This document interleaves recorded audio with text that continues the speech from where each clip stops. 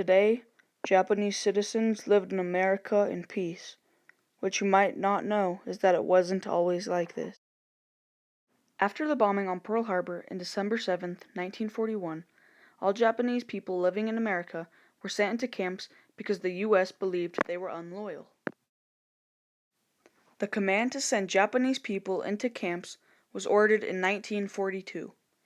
Innocent Japanese people became victims of discrimination after the attack. After the bombing on Pearl Harbor, the U.S. had become involved in World War II. Canada and the UK had now joined the U.S. Army. German and Italian forces declared war on the U.S.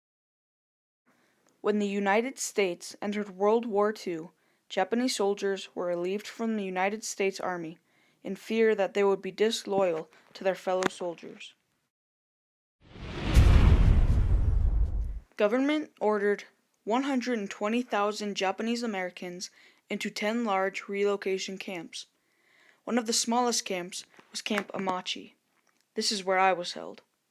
My family was sent to a completely different camp. I was relieved from the military, and I was a higher ranking too, but that didn't matter. All my fellow Japanese soldiers and I were discharged just because they thought we weren't loyal. Me and my family owned our own grocery store. We had to sell it before we were sent into the camps. We were worried about how we would make a living after we got out. That is, if we got out. It is now 1943, and I was told because I was considered loyal I could join the military again.